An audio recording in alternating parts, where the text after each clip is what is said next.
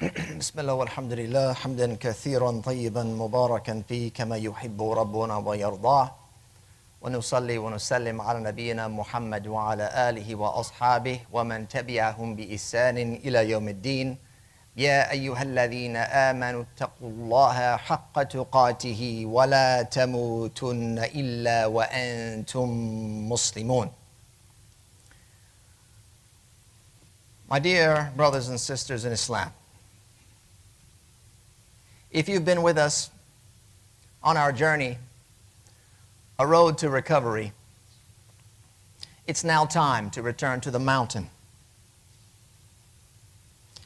Your return begins at the mountain trailhead. It's the same mountain that you fell from. You can recognize the contours of it immediately. The ridge line, the long approach, and the sections where the rock narrows and the consequences sharpen. Nothing about it is unfamiliar. At the same time, everything feels different. The last time you were here, you came for the thrill of the mountain. You were loaded down, unnecessary weight, extra gear, a camera, the quiet hope of being seen. You hunted for views, blazed trails where none were needed, and lingered where exposure was dramatic. You weren't listening to the mountain. You were testing yourself against it. Now you stand at the trailhead differently. You're lighter this time. There's no camera, no excess. Nothing is packed for display. What you carry now is deliberate and minimal, chosen purely for endurance. You're not here to prove anything. You're here for purpose. The body knows this before the mind does. The scars that you carry, they're not hidden. They've become a part of you. They remind you of what falling costs and that the mountain does not negotiate. Your spine is aligned, your breathing is steady, and your footing is sure. The pressure that once clouded your mind has now lifted. You know where your weight is, and you know how to stand. This return to the mountain is not emotional. It's directional. You turn your body toward the mountain and you begin the approach.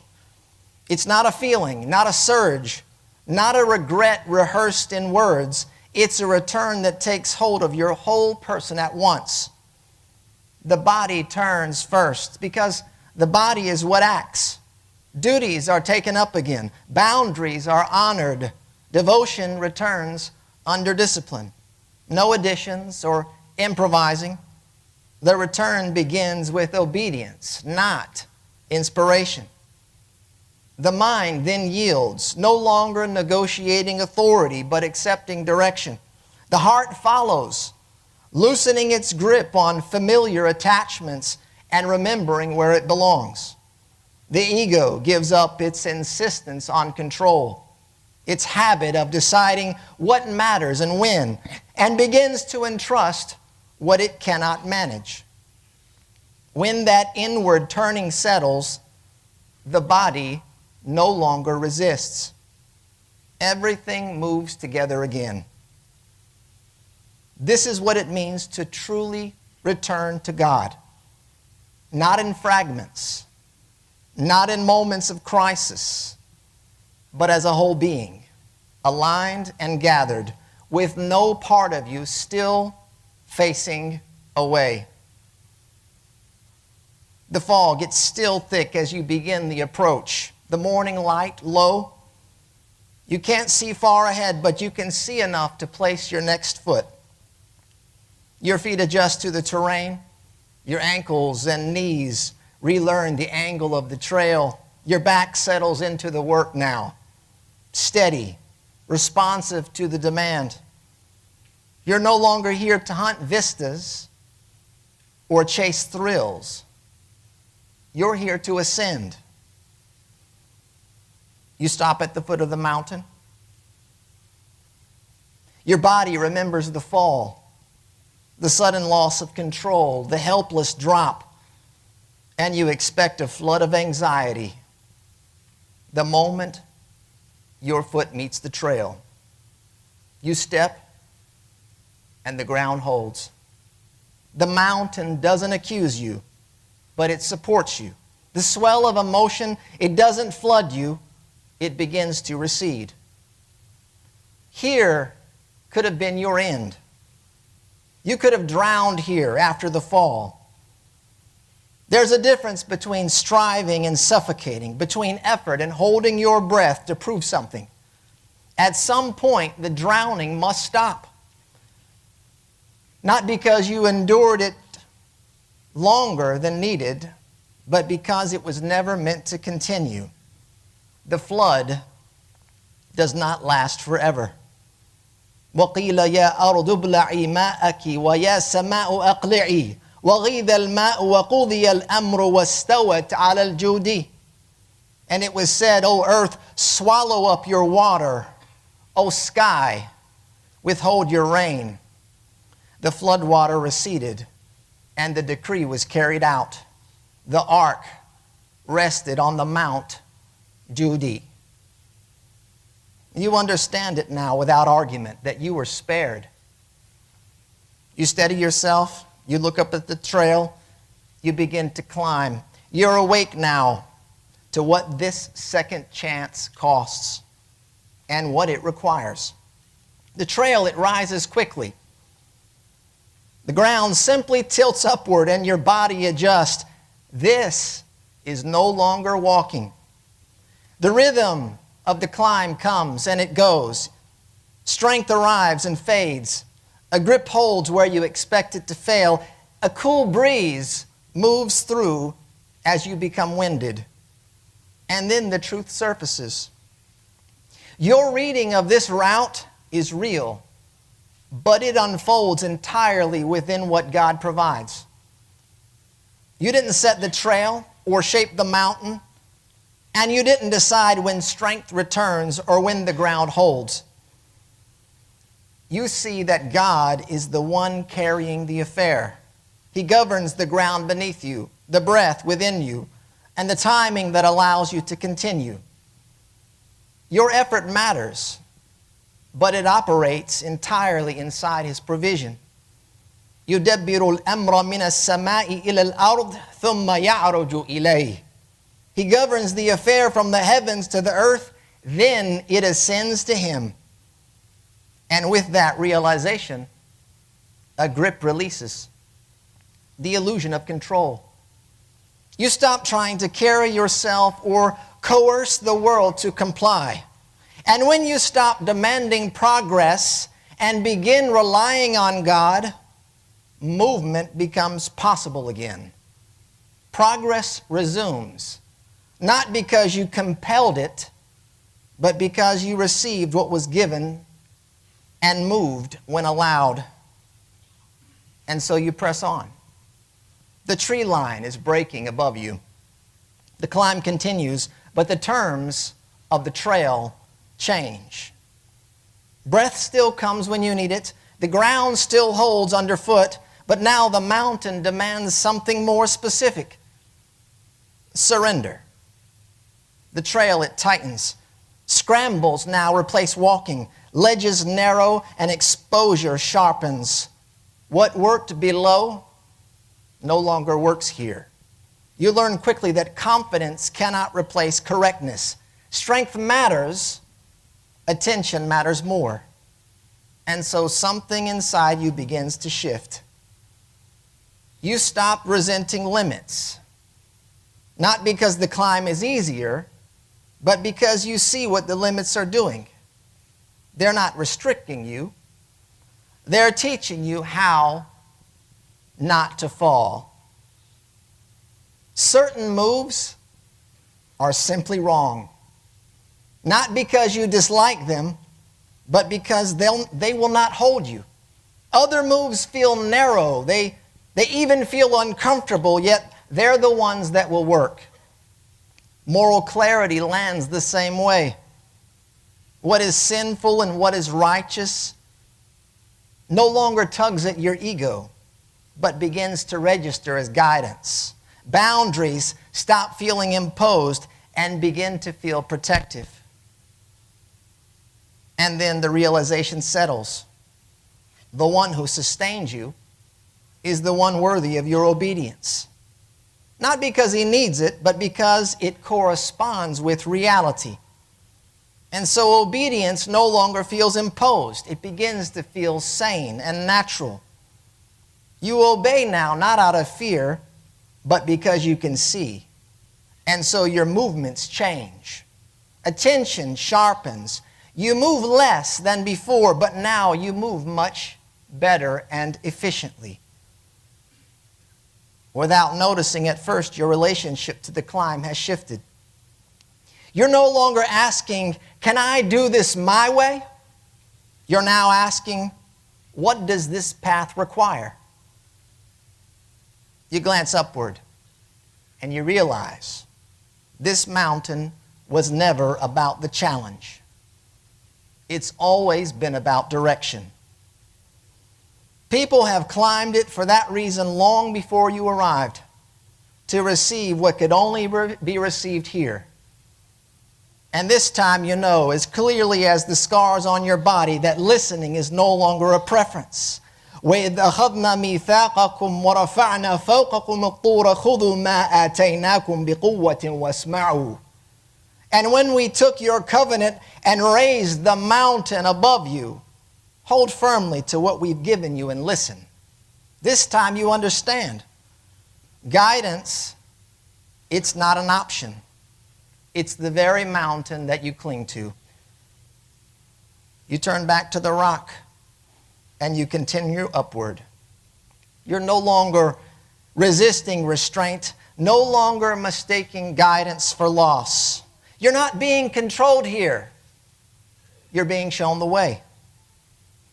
By the time you reach the upper face, the mountain is fully exposed. The fog is gone and the sun is high. Nothing is hidden. There's no trail anymore, only stone. You're no longer moving across mountain, you're now pressed against it. The wall is vertical, sheer rock face. Every step commits your weight. Every hole decides what happened next. The rock, it's hot. The sun has been beating on it all day, and the heat radiates back into your palms and forearms. You feel it through your shoes, through your fingertips. The surface is jagged. One wrong move tears skin. One slip scorches flesh. And below you, there's nothing forgiving. This is where accountability stops being an idea. It's here. Every decision is answered for immediately. The mountain does not dilute consequences. It gives you exactly what your choice deserves. And you recognize the reality you've been approaching all along. This is what it means to be answerable before God. It's not as an abstract future, but now lived in your own body. You cannot hide intention here. Your toe holds tell the truth. Your grip reveals certainty or doubt. Just as nothing on this wall is unseen, nothing before God is concealed. Every step has a record. Every choice leaves a trace. There's no appeal to momentum, and there's no blaming the terrain. And so you move carefully now, not out of panic, but with clarity. Fear sharpens into awareness. You begin to understand why the day of judgment is called a standing, because here you're always standing on the edge of consequence. And strangely, that knowledge steadies you now. So you choose honestly. You place your hand only where it will hold, because now you know accountability, it's not meant to crush you. It's meant to keep you alert. It's meant to keep you awake. You press yourself against the rock and you continue upward, fully aware that every step is witnessed and that every moment matters. أقول قولي هذا وأستغفر الله لي ولكم ولسائر المسلمين من كل ذنب فاستغفروه إنه هو الغفور الرحيم.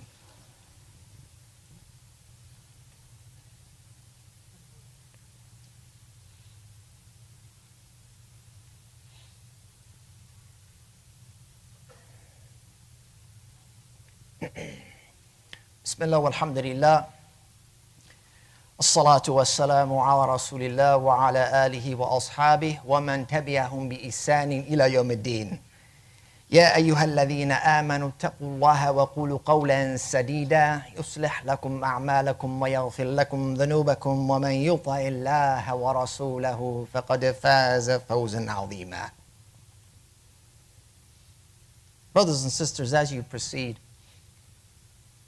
along this climb, the angle of the rock wall, it eases. It does so without announcing itself.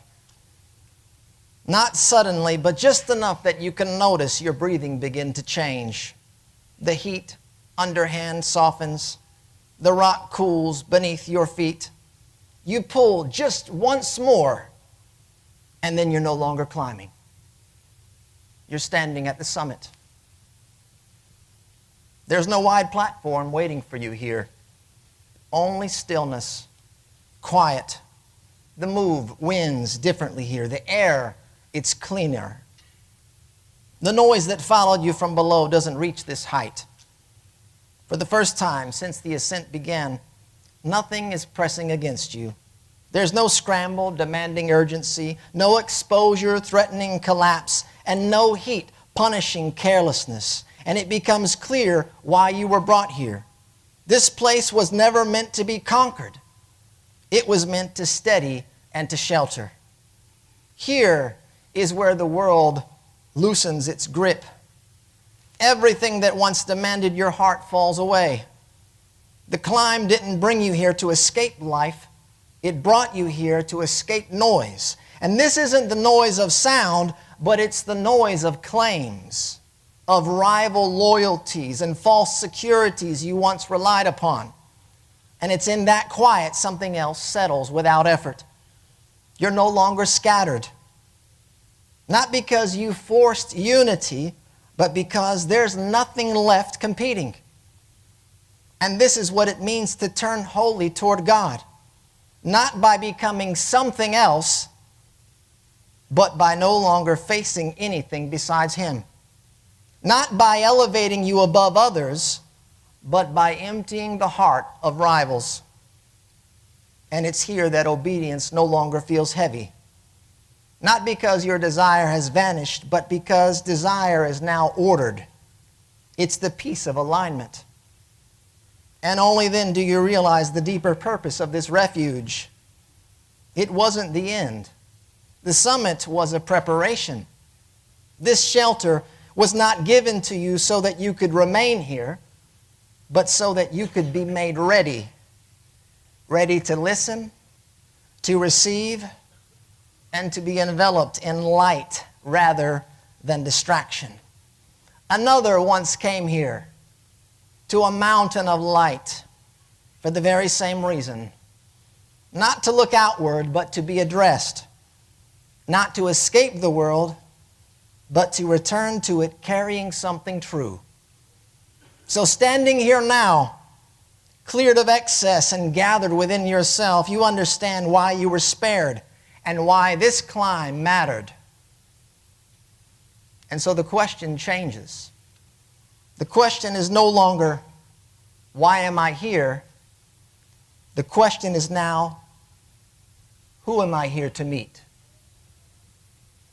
We ask Allah subhanahu wa ta'ala to continue to guide us in this life to the next, make our journey easy, to keep our feet steady along the path, to protect us from those who seek to harm us, to purify our hearts from the trappings of this world. Allahumma yassir wa la tu'asir wa tammim bil khair. Wa sallallahu wa sallam ala nabiyyina Muhammad wa akhiru da'wana and alhamdulillahi rabbil alameen. Allahu Akbar.